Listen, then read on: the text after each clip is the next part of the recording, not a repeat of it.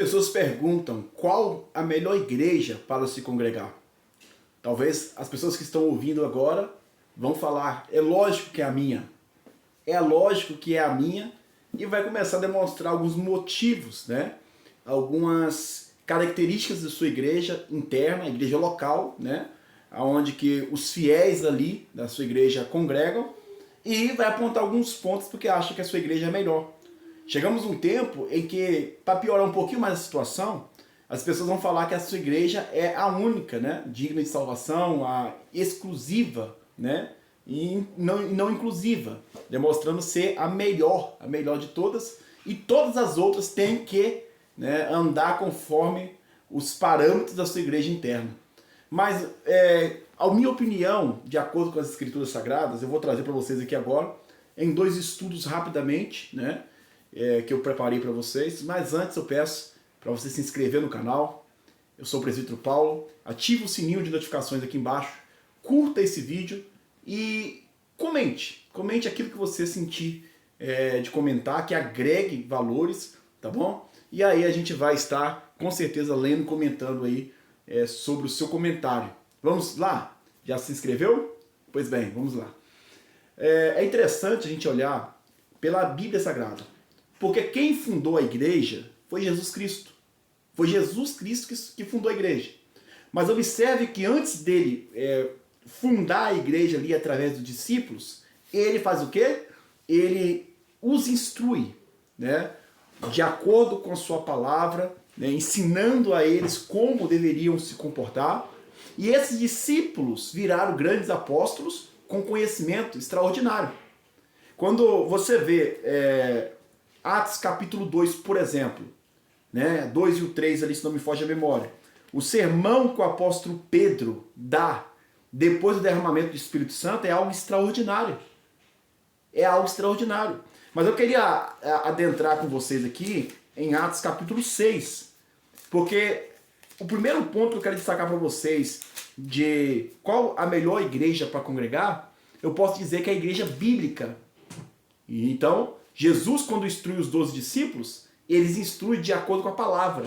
E eles têm solidez, né? Firmeza dentro das escrituras para ensinar, para redarguir, para corrigir, né? De acordo com a palavra de Deus, fazendo a vontade de Deus. Esse é o primeiro ponto. Tem que ser uma igreja bíblica. Observe para vocês verem aqui, ó. Perdão, meus queridos. Atos dos Apóstolos, vamos ler aqui, capítulo 7. Capítulo 7. E eu queria ver com vocês aqui, ó. Olha para vocês aqui, ó. O versículo... Deixa eu ver aqui. Não vai dar tempo de ler os versículos todos. Mas você vai ver a defesa de Estevão no Sinédrio, do capítulo 7 até o versículo 53. Do capítulo 7, do versículo 1 ao 53, irmãos, ele dá um estudo, ele demonstra conhecer as escrituras de forma extraordinária. Ele pega lá do Pentateuco, explicando, até chegar em Jesus, que aqueles hipócritas rejeitaram, e por aí vai, a ponto do versículo 54 adiante, ele dizer, e ouvindo eles isto, ouvindo o que? As escrituras. Era um grande mestre, ele é um diácono, mas um grande mestre nas escrituras para a glória de Deus. E ouvindo eles isto, enfureciam-se em seus corações e rangiam os dentes contra ele de raiva, né? Nervosismo. Mas ele, estando cheio do Espírito Santo, fixando os olhos no céu, viu a glória de Deus. E por aí vai, né?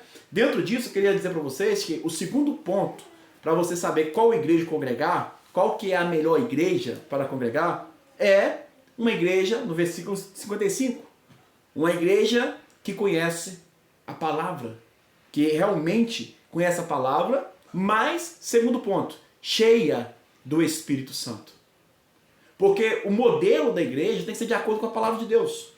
E você observa em Atos capítulo 2, aí, o derramamento do Espírito Santo, a qual 3.000 almas cerca de 3.000 almas é batizado depois da pregação extraordinária do apóstolo Pedro.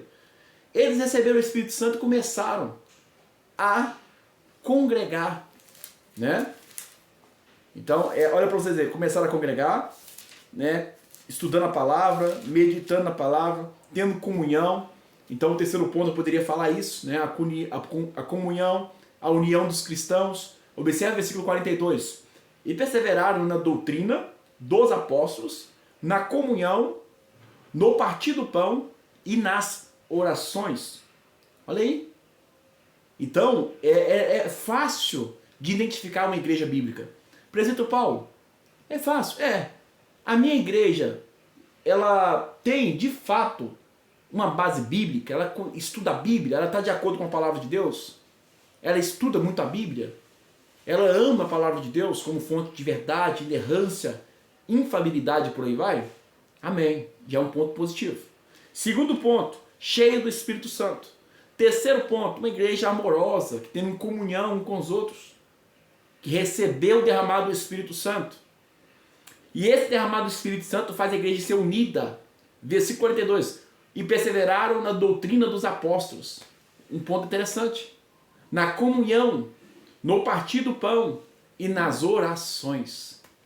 A igreja tem que ter palavra, o Espírito Santo, tem que ter oração, tem que ter o partir do pão, tem que ter a comunhão e também tem que ter, né? É interessante isso aqui demais, olha. Tem que estar em constante amor um para com os outros, a ponto de eles ofertar com alegria, dedicar com alegria e repartir, a ponto de, versículo 45, os necessitados não tinham falta de nada, alguma, porque eles não estavam presos nos bens materiais, mas eles tinham prazer em ajudar uns aos outros.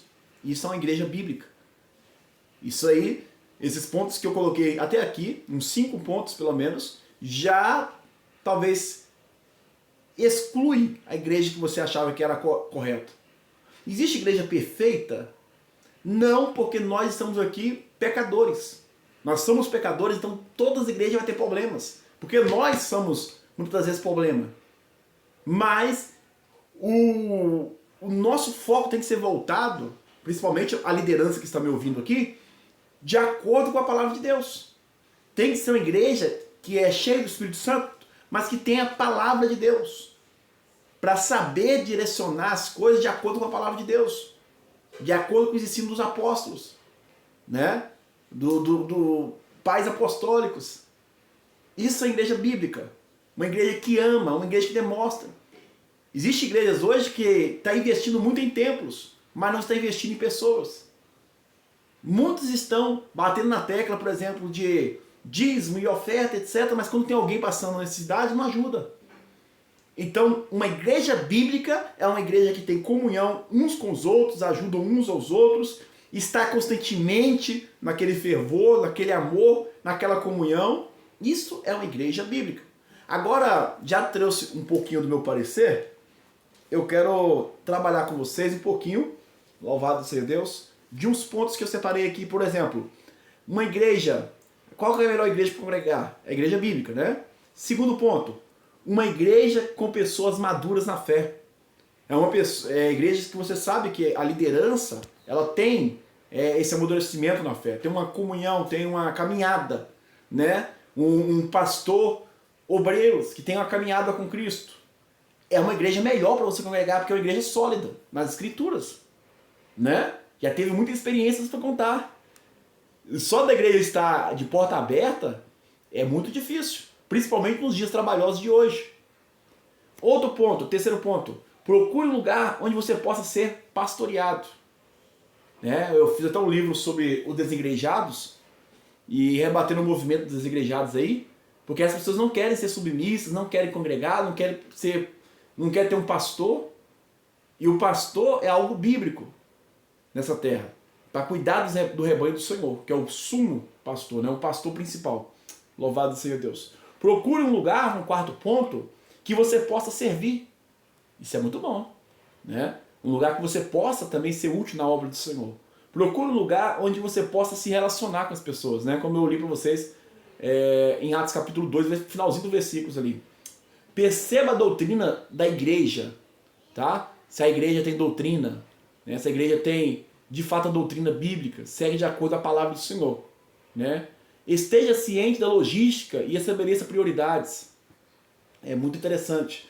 Outro ponto interessante que eu queria tratar com vocês, já no segundo estudo, é: escolha uma igreja pequena ou média. Isso para quem está começando aí, né? Porque aí você vai ser mais cuidado. Tem pastores de igrejas gigantescas e megas igrejas que, infelizmente, não conhecem o rebanho nenhum, né? Não conhecem os membros e é complicado. E eu já passei de uma igreja grande, e não era tão grande, tinha cerca de 200 membros. Eu era membro dessa igreja e o pastor não tinha contato conosco.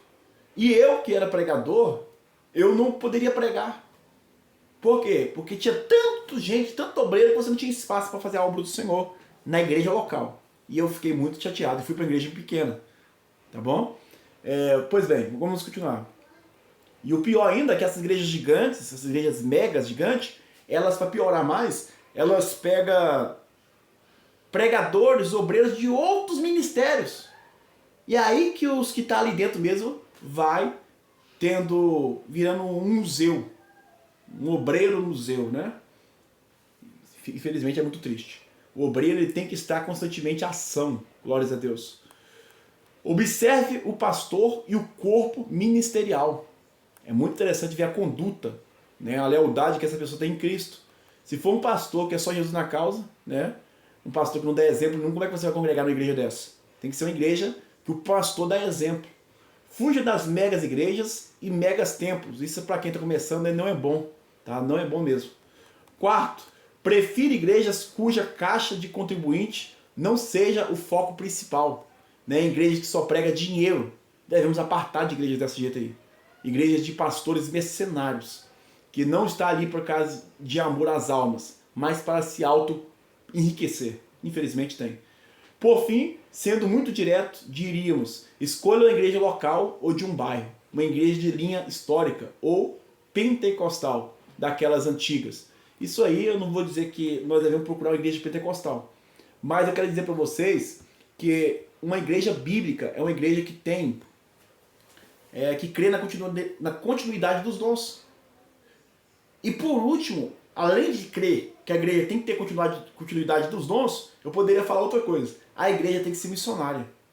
Uma igreja que não crê, né, que não tem o batismo do Espírito Santo como uma evidência aí, né, de dons constante nas igrejas.